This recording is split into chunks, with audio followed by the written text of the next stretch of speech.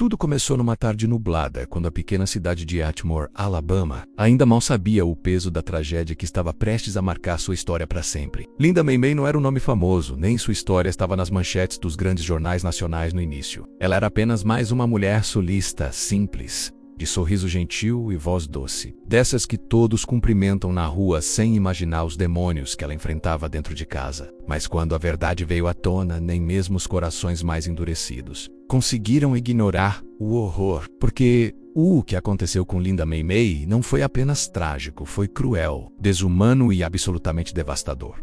Desde cedo, Linda havia sido criada num ambiente de rigidez religiosa, onde o silêncio era ouro, e as aparências precisavam ser mantidas a qualquer custo. Cresceu ouvindo que mulher obediente era mulher que agradava a Deus, que as dores do lar eram provações divinas. E foi assim, nesse mundo de sorrisos forçados e lágrimas escondidas, que ela conheceu Thomas, um homem com fala mansa e olhar firme.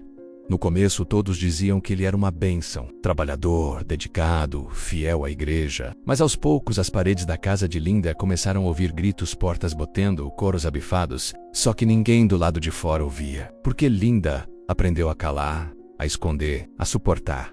Durante anos, ela viveu sob o controle absoluto de Thomas. Ele decidia o que ela podia vestir, com quem podia falar, quando podia sair. Se algo saía do seu controle, as punições vinham rápidas. Castigos psicológicos, isolamento, ameaças e, mais tarde, a violência física. Mas ainda assim, Linda não denunciava. Tinha medo. Medo de não ser ouvida. Medo de ser culpada. Medo principalmente de que ninguém acreditasse nela. Thomas era respeitado, e ela apenas uma dona de casa. Mas o que ninguém sabia era que Thomas era muito mais do que um abusador doméstico. Ele era um manipulador frio, meticuloso, que sabia exatamente como esconder seus rastros. E ao longo dos anos, à medida que o controle aumentava, a sanidade de Linda ia se desfazendo como papel molhado. Começou a perder peso, a falar sozinha, a ter lapsos de memória. Ainda assim, continuava sorrindo em público, levando bolos aos vizinhos, sentando no banco da igreja todo domingo como se nada estivesse acontecendo. A gota d'água veio numa noite de inverno. Linda havia tentado esconder uma carta de despedida que escrevia secretamente.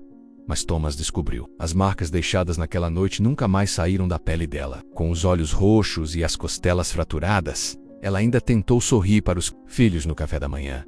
Mas algo mudou naquele momento. Uma fagulha acendeu. Pela primeira vez, ela sentiu que precisava sobreviver não por ela, mas por eles. Foi então que ela começou a planejar uma fuga. Pequenos passos, quase imperceptíveis. Escondia documentos, fazia ligações rápidas do telefone da escola onde trabalhava meio período. Criava um fundo de emergência escondido atrás de um livro de receitas antigas.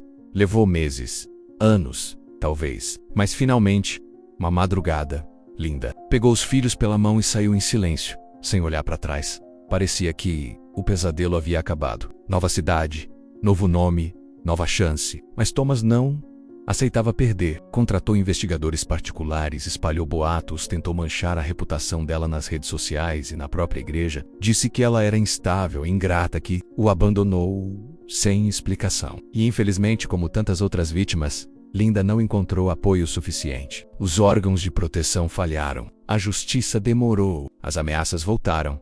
E numa manhã chuvosa, tudo terminou. Thomas a encontrou. Invadiu a nova casa, e diante dos filhos, com frieza absoluta, ele tirou a vida de Linda May May, com 2 disparos e um olhar vazio. Depois se matou, deixando atrás de si um cenário de dor que nunca mais seria apagado. Os jornais noticiaram como mais um crime passional, mas o que houve com Linda não foi paixão.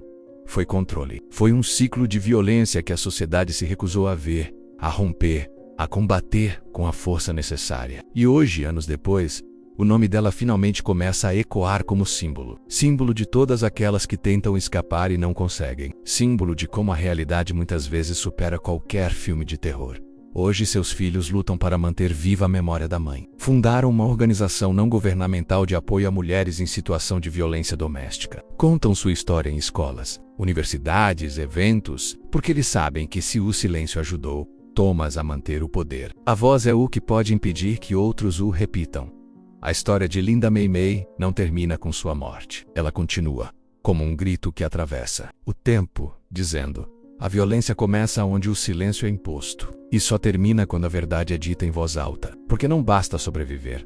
É preciso viver. Linda tentou. E por isso merece ser lembrada não como vítima, mas como guerreira, como alerta, como memória viva de que sim, a realidade pode ser mais aterrorizante que qualquer ficção, mas também pode ser transformada pela coragem de quem ousa enfrentá-la.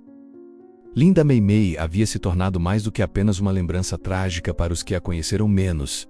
Ela agora era uma ferida aberta na alma de uma comunidade que, por anos, preferiu ignorar os sinais, mas para os filhos, para os poucos amigos que ousaram acreditar em sua dor, e para tantas outras mulheres que se viram refletidas em seu destino, a história de Linda ainda não havia terminado, porque embora o horror tivesse alcançado seu clímax no momento de sua morte, as cicatrizes e consequências daquele ciclo de violência reverberaram por gerações, de maneiras que ninguém imaginava.